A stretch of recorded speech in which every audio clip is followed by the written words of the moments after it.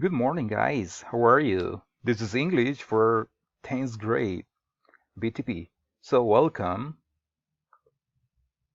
Uh, Remember to always wear a face mask, okay? And today we're going to study past participle, and the objective is to express past experiences. Past participle sirve para poder expresar experiencias pasadas. I have gone to the art museum many times. Okay, I have gone. Yo he ido. She has gone 3 times. Ella ha ido 3 veces. Alright? Have gone, has gone. Entonces ustedes quizás digan have, del verbo tener, sí, pero también have viene del verbo haber. ¿Ok? Por eso cuando ponemos eso en español, que no deberíamos, es como decir have gone, he ido. ¿Ok? O has gone, ha ido. Cuando hablamos de él o de ella. Alright? Have gone, has gone.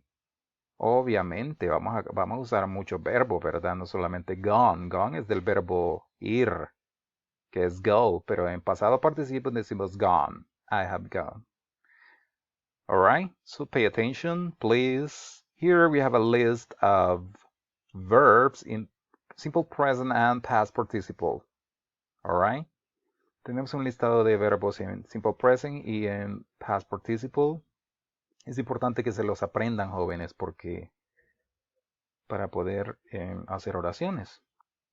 Entonces, vamos a verlos en present and past participle.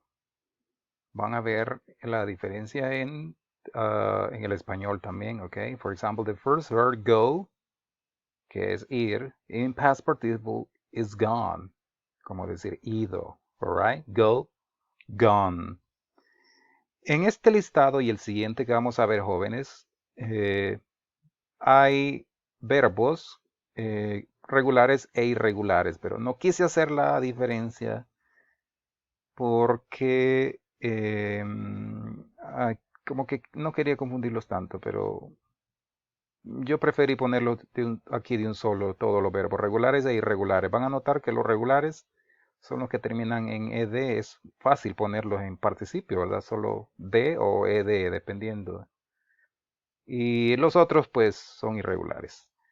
Eso lo vimos en tercero de ciclo. So, let's continue. So here we have the verb see, sing. Okay, see, sing. Eat, eaten. Drink, drunk.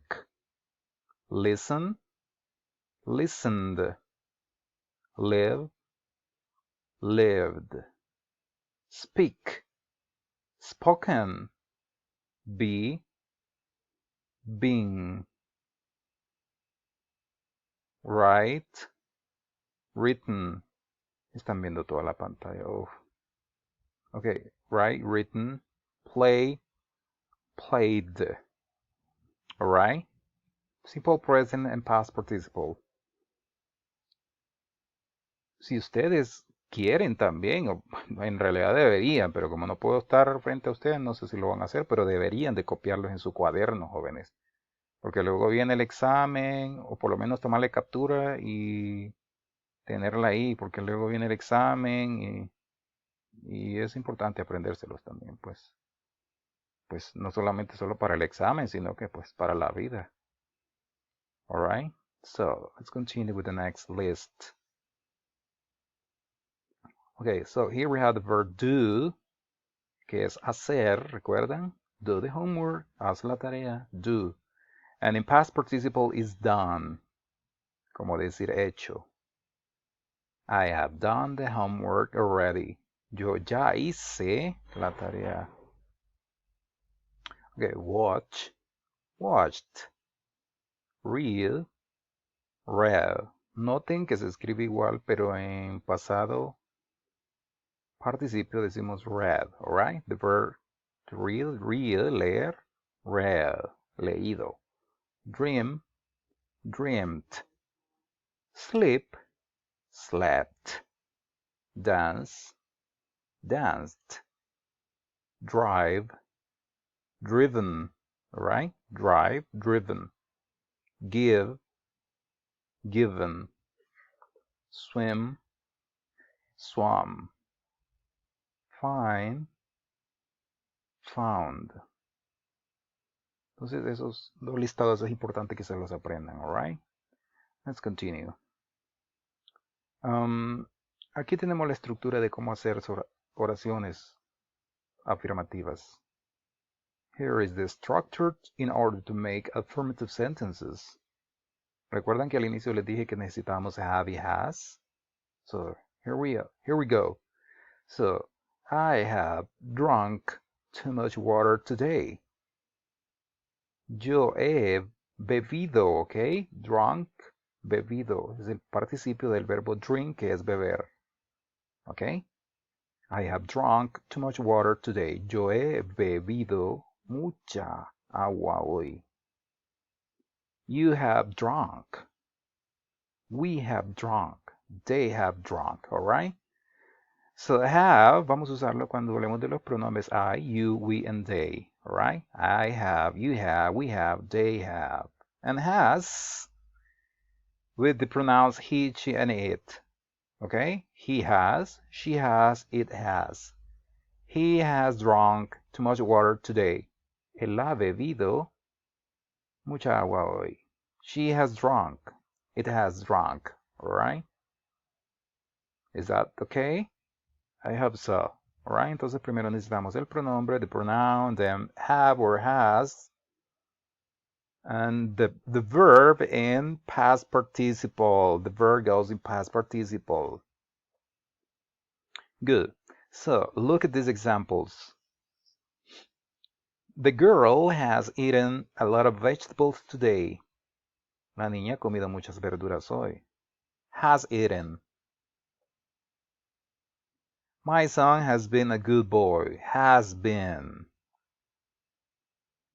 I have watched that movie twice. Have watched. All right. Pay attention here. They. Ayúdenme. Help me, please. They have, and the verb, read. They have read magazines. All right. Next. Help me, please. They have, and the verb,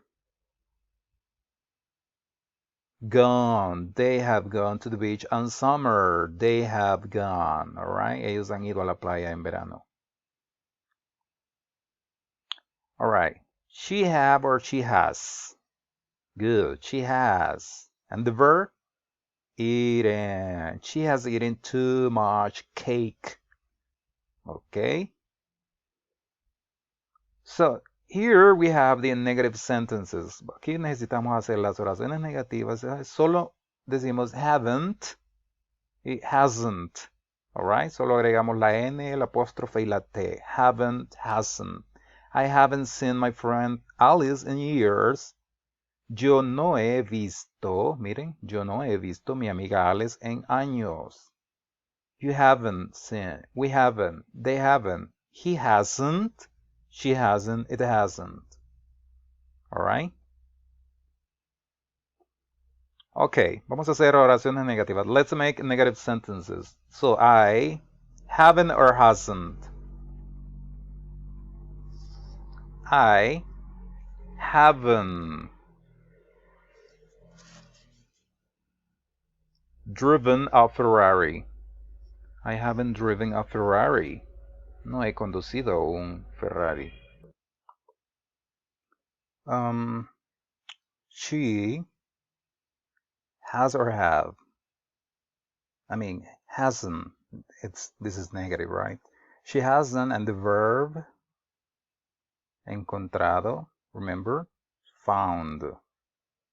She hasn't found the dog yet. He hasn't or haven't. Hasn't. He hasn't, and the verb done. Oh, abajo está malo, lo siento.